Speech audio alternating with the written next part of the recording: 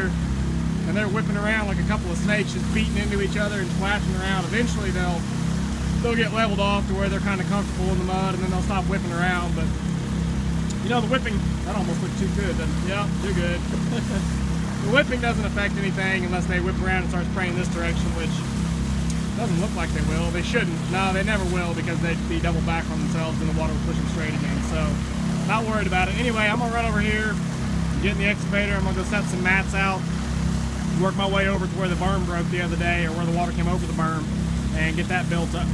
So if we get more rain, hopefully we'll keep that water out. Alright, so I got my little levee built behind me. I'll show you that in a second, but I wanted to catch a shot of this. Since my little coffer dam here failed, I'm gonna go ahead and bust it out anyway, let all this water run on down, and that way when we start pumping out the pond, we'll get all this water too. Otherwise it's gonna be stranded up here on top. So I wanted to catch a shot of this just for my brother, if nothing else, because as kids I remember we loved always building little dams and breaking them and watching the water rush. So here we go.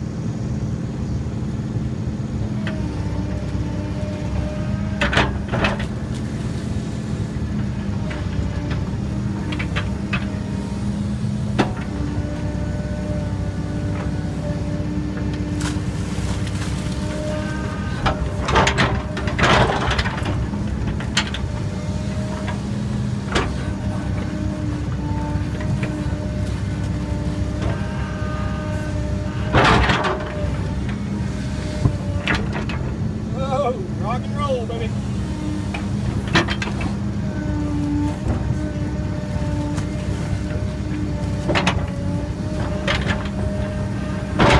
A little off balance, so I'm bouncing around a lot. Man, I didn't realize I'd built it up this much. Thought we'd be showing a flood by now. One more ought to do it. There we go.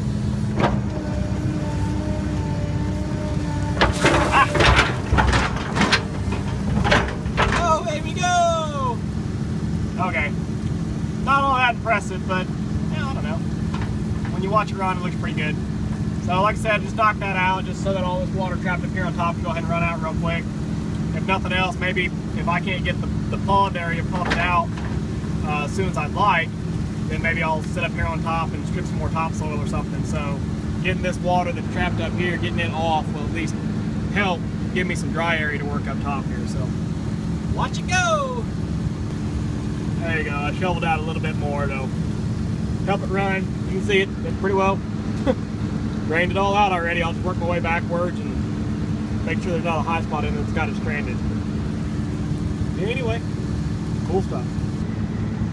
Well, crapper. I was going to show you my levee, but I don't imagine you guys can really see it, but it's right out here in front. It got dark on me, but I got busy, broke that little coffer dam, and then I got busy trying to do a little bit more dirt work. I cut a little shelf over on the front of the topsoil pile down by the water level, just like where I had the pump sitting over there by the house. I cut a little shelf like that and drug a mat into it, and now I've fished out this other mat, and I'm headed back to high ground before it gets dark on me. But anyway, I've got my little levee built up right in here, and hopefully that should keep out. I mean, water would have to get another 6 inches outside to come over that, and you know what? Optimistically it won't, but every time I've said it won't happen, it somehow always does. So here's hoping that it doesn't. Well, it's a shame the moon isn't a little bit brighter for y'all, but yeah, it's pretty either way.